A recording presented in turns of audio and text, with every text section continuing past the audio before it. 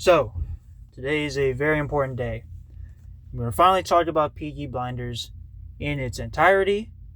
I am ready to go. I'm dripped out. You know what I'm saying? Uh, yeah, I bought all this shit before I back when I was making money, more money. That's a story for another time. We're dripped out. Feel what I'm saying? We got a women's bracelet over here. We got the watch. We got the ring, the chain. I gotta get dressed up. This is a very good show. I want to dress nice. You feel me? I got the chain, nice shirt. We ready to go. I got buttoned up, man. I gotta tighten up for this. First of all, I need to say this. Peaky Blinders, because I forgot to mention this before, but Peaky Blinders basically takes place in 1919, a little after World War One, in London, Birmingham, as mainly follow Thomas Shelby as he goes through life and essentially rises up to the higher echelons of London through crime, violence, and a lot of persuasion and deals. He likes to make deals as well. Got a note on that. Here's what I will say as well. Even though Peaky Blinders does take place in a real period of time, it takes some creative liberties. It is not a one-of-one retelling of history. There are some things that are dramatized for the show.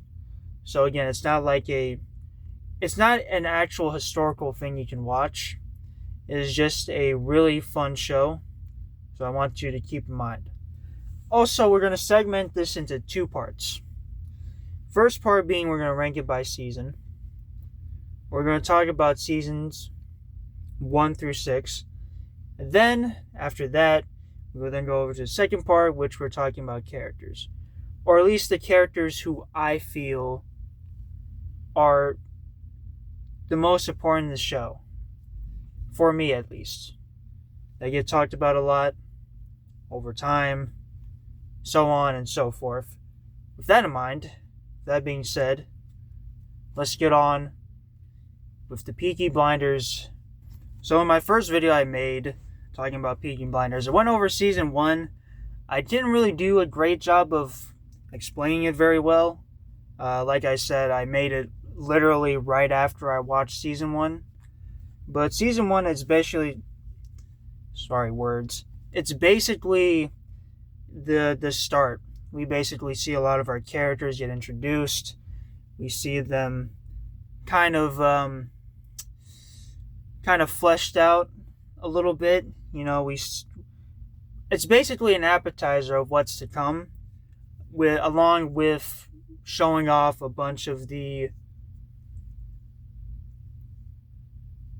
lot of iconic moments that I think a lot of us will enjoy. There's just so much to talk about. I got notes right here with me. Nothing too serious. There's just a lot I want to talk about with this show. But yeah, season 1 is a great introduction, and is a great lead up to the second season. Second season's a little bit different. The Shelby family is slowly rising up a little bit. Unfortunately, the villain from season 1, named Campbell, sticks with them. I won't spoil too much. I'll try not to spoil too much. But let's just say he has a vendetta, specifically with Thomas Shelby, as you can imagine. And it basically is them slowly rising up in the rankings. They try to take over the horse business, horse racing, gambling, that sort of thing. We get introduced to I want to say a newest character. I don't know if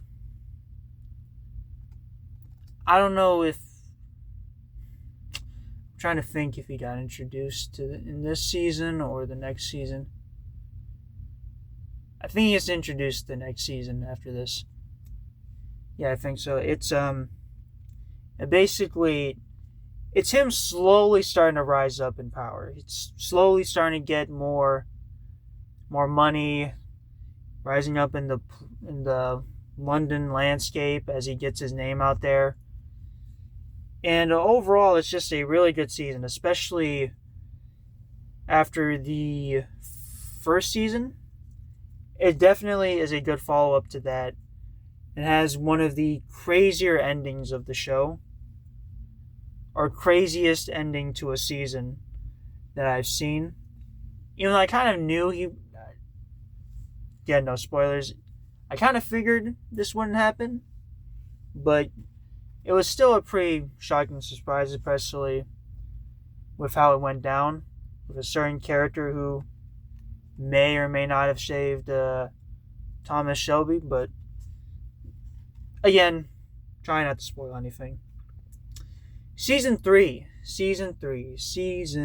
Okay. Oh god. Yeah, season 3 is, in my opinion, one of the wildest seasons of the show. It basically follows Thomas Shelby as he gets more power. He buys a big house. He starts to make deals with essentially another country for the first time with the Russians, which is very terrible idea. It's a very, very terrible idea that even other characters in the season even tell him, like, we should not be making deals with these people. Unfortunately, he doesn't listen. He does. And shit pops off from there. Yeah, this is one of the wildest seasons. With one of the, I don't want to say best, but definitely one of the better villains of the show. He just goes through it, man. He really gets... The villain in this season, I think his name is Father Hughes, he puts him through the ringer. He tortures him. He keeps tabs on him. Not only that, but he has the Russians breathing down his neck, which... craziest group in the show, by far. They have some of the most out-of-pocket scenes I've ever seen. The things that they do in this show, I cannot... It's like watching the London version of a Diddy party. The way that these people conduct business is so batshit insane that I'm surprised that they haven't just straight up killed the Shelbys. Honestly. Like, it's insane. They're insane people. But yeah, overall, wild season. Very, very wild season. One of the wildest seasons of the show, besides maybe the last one, but we'll get to that. And yeah, overall, just with a wild ending too, by the way. God, that ending, whew. Yeah, easily one of the better seasons of the show. Season 4. I like Season 4 personally. It's probably my favorite season. As to who the villain is. He is a mafia boss named Luca Chandretti. I love Luca Chandretti. I like how Adrian Brody plays his character. Even though, admittedly, I didn't like some of the bullshit he did in the Golden Globes, or whatever award show he is, when he threw the gun, but that's different. This is not related to the show at all. He plays a really good villain. Not only that, but I think it's also a good palate cleanser. I think after the end of Season 3, I think the fact that we get like a mafia kind of story between two gangs in the form of Luca Chandretti and the Italian mob in New York, with the Peaky Blinders run by Thomas Shelby, it's just... I love it. It's one of my favorite seasons. And I think it was a very good palate cleanser to what we had in Season 3. And then we have Season 5. Season 5 is when it gets crazy. Season 5 is when Thomas Shelby becomes one of the most powerful men in London. He basically becomes a politician. gains favor in the government. He has hella connections, and has at this point made a lot of money. Unfortunately, with that kind of power, money, come more problems. And one of those problems being, like I said, one of the better villains, Crosby. Crosby is crazy. Crosby's batshit insane. He is batshit insane, but he is also super unhinged. And he has such like a wild, the way he speaks and the way he conducts himself is completely, this guy will catch you off guard for sure. He will definitely catch you off guard. As for a lot of the family members, it's not a pretty picture. Like I said, more money, more problems, right? A lot of the family begins to fall apart. Forgot to mention this. A very major character that plays a big part later on, Michael, gets introduced, but we'll talk about him in the second part of this video when we talk about the characters. Yeah, it's bad for Thomas Shelby, and really is kind of the downfall, I would say. Not in terms of like his empire per se, but more so in his personal life. He loses a lot of people, loses a lot of trust, and overall it takes a toll not only on him and his psyche, but the people around him as well. Which then leads up into season 6, where we see Thomas Shelby, and not just Thomas Shelby, but almost the entire cast of characters at their lowest point. A lot of the more important characters lose their lives. Tensions are really high. And one of the things I really like is that, see, a lot of the later intros and some of the, not later, in the past, have been very, I don't want to say lighthearted, but more upbeat. Kind of portraying this this kind of rise to power that Tommy is on and the Peaky Blinders are on. But in this season, it is completely different. The vibe is way low. There's like this eerie presence in this season. It shows not only in the intro and the characters and Tommy Shelby and his family. It's like the beginning of the end. And it's surprisingly also when he's at his most powerful. He's well established. He has most money out of anyone in London and is about to make even more money. But it's also when he loses himself. And a lot of characters lose themselves. A lot of bad things happen. And we see that. He loses someone very important. A lot of the characters around him begin to lose themselves. One of them especially. Again, we'll talk about him later. But yeah, it really is the beginning of the end. Not just for the Peaky Blinders, but for the legend of Thomas Shelby. At least until the movie comes out. But again, we'll see what happens there. And it's just such an eerie season. With just like this. It's like, how do I put it? It's like a weight that drags down everyone in this season. And overall, it really is almost a perfect end to the show. If it wasn't for the villains in this, which admittedly are kind of weak, if I'm being honest here, besides Crosby. But again, he was always a good villain. He carried I don't want to say carried, but he definitely was a big part of season 5. And I like how he was able to carry that presence into season 6. Overall, an almost great ending, almost perfect ending to the show, which leaves us on a criminal-esque cliffhanger.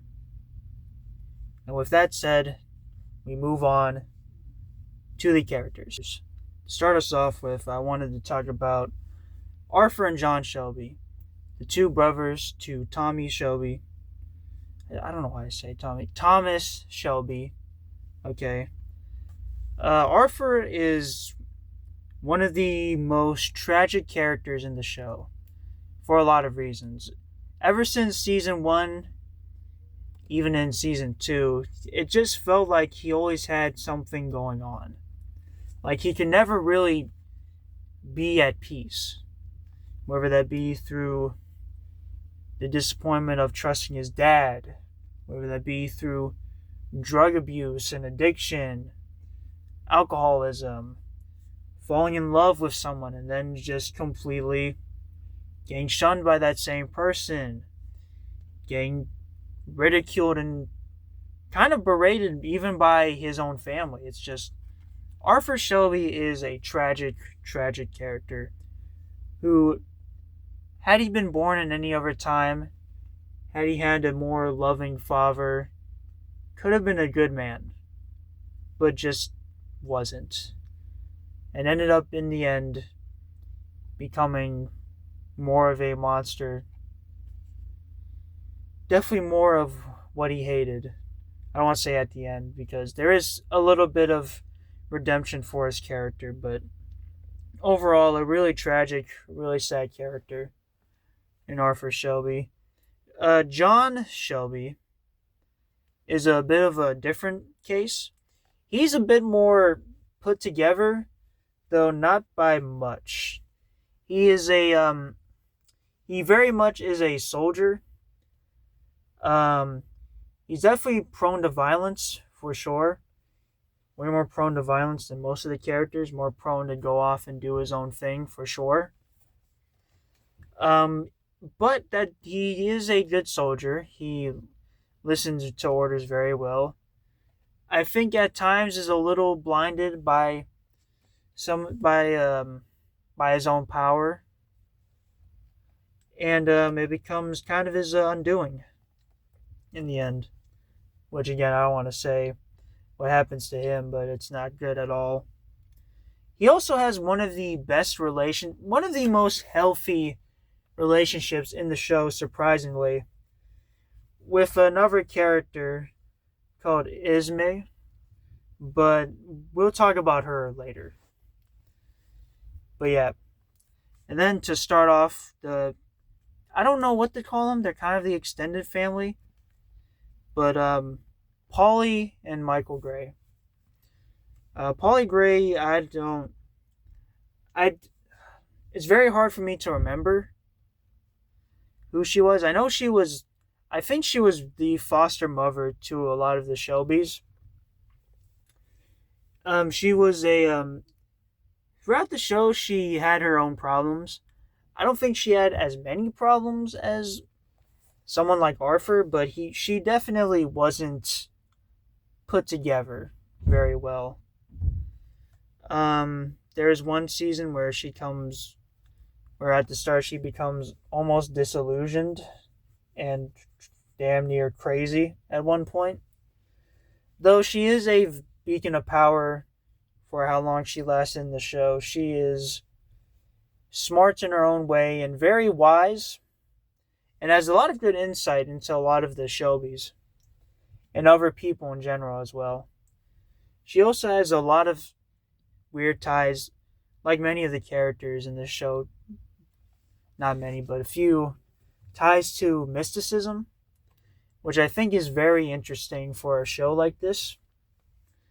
Rarely have I seen shows like gangster shows tackle mysticism and other practices in real life of magic, supposedly magic, besides like religion, which isn't the same thing. Overall, really interesting character. And I love the actor who portrayed her as well. It's a shame that she, I believe, passed away, which is a damn shame. She was a really good actor. Rest in peace to her. With that said, Michael Gray, the lost son to Polly Gray, which she found back in, I think it was season 3. I'm not entirely sure. It could be season 2. Please, I'll figure it out in the editing. But Michael Gray, he's very interesting, but something was always off about him to me. I don't know. He just seemed kind of. He always seemed like he was going to end up being the antagonist at the end, which he ended up being. And overall, he's in the show, he's very much a slow burn kind of character.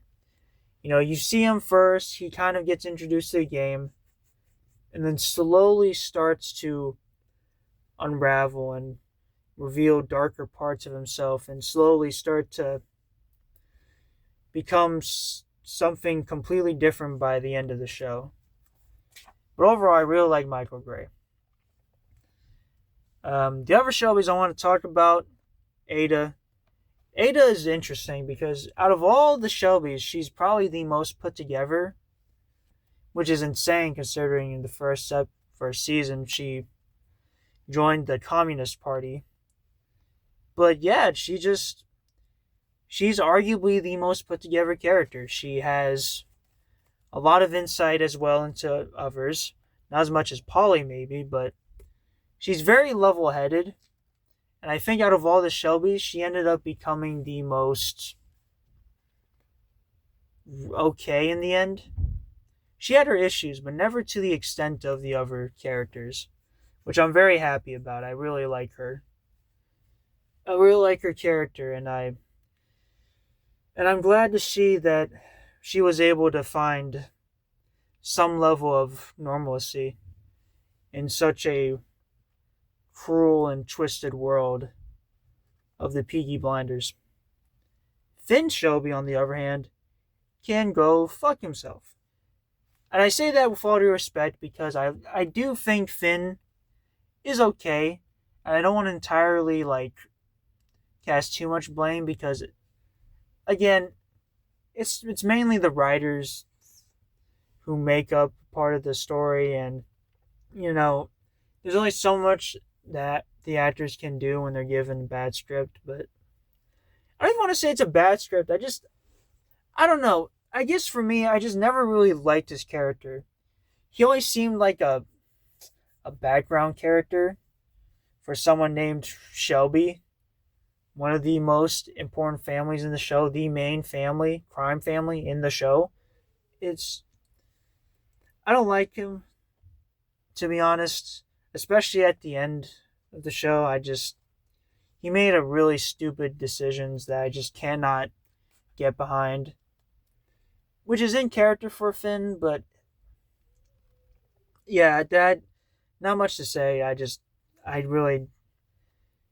To be honest, I didn't even really need to include him in this segment. I just thought I should, since he is kind of tied to some of the bigger plot points in the show, so I thought I'd at least give a shout out. Ismay and Lizzie. Ismay, like I said, Ismay and John, two peas in a pod. The most stable relationship, surprisingly, and the most put together relationship. A lot of relationships in the show are either really toxic or end up in tragedy, which this one does, but at least they had a good relationship going. They're my favorite relationship, and Ismay, I really like Ismay. When she was revealed in the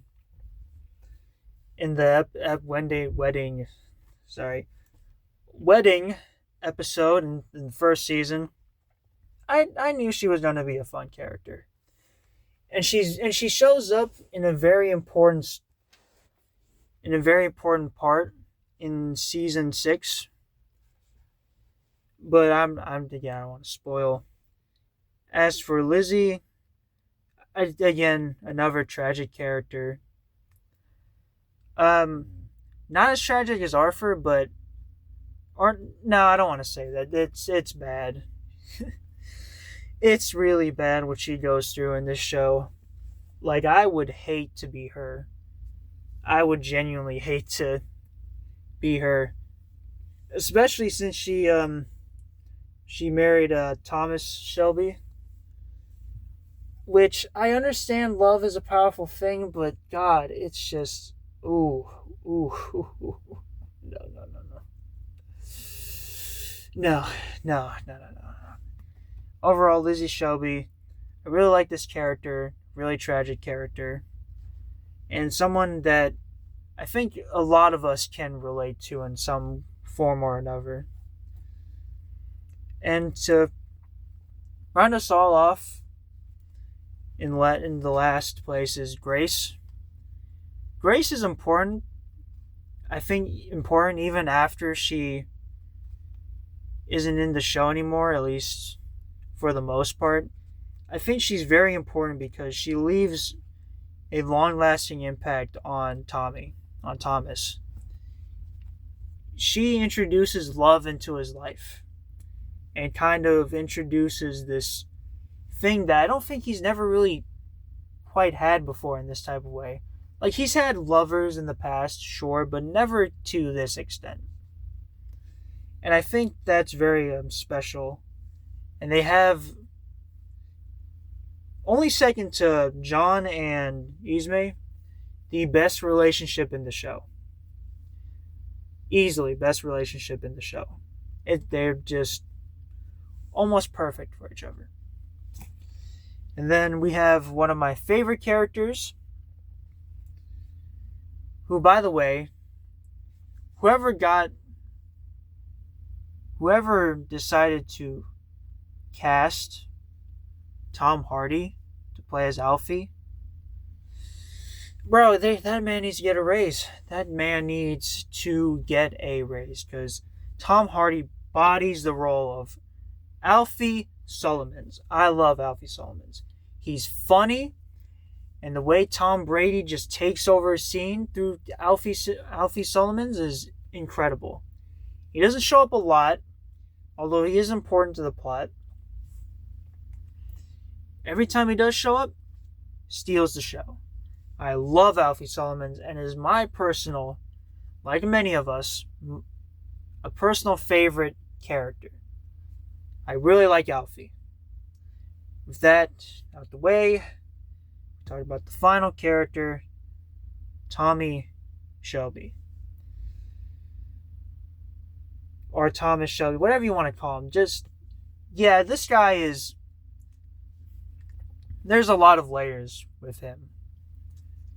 But I think one of the things that I feel like is most important, or I think the one thing that really caught my attention with him, is his unwavering, loyalty to the people he loves. While at the same time, his tendency to use them at the same time. He cares about his family, don't get me wrong. He definitely cares. For sure, not a question. But the way he does care and the way he uses these characters is... I don't know, he's really fascinating to me and has a lot of layers and goes through so much throughout the seasons. He rises up, he falls down, he goes through extreme bouts of depression, goes through a metamorphosis and changes. It loses so much through his own doing, through his own goal of changing the world and achieving his ambitions and what he wants to do in life. It's just fascinating. And Cillian Murphy does such a good job of portraying this character. I love Thomas Shelby. Okay, I really do. And I think overall, he is the main reason why I stuck around with the show, because he's such an interesting character. If that's the way, this is Peaky Blinders. If you haven't watched the show, please do. It's very easy to binge. It's only 6 episodes each season. You can binge watch it at most 3 and 4 days. If you want to get through it really quickly, it'll take 2. Is it perfect? No. There are some characters in here that I haven't mentioned that are kind of weak, that I don't feel carry a lot of presence like the others do. There are some plot points that kind of get missed out, or characters that are alluded to do more but don't. It's not perfect, but it's almost close to perfect. And I think for that reason alone, I think everyone should check out Peaky Blinders. That is it for this review. Thank you to anyone who's watching, and let's try to make every day better. And by order of the Peaky Blinders, peace out.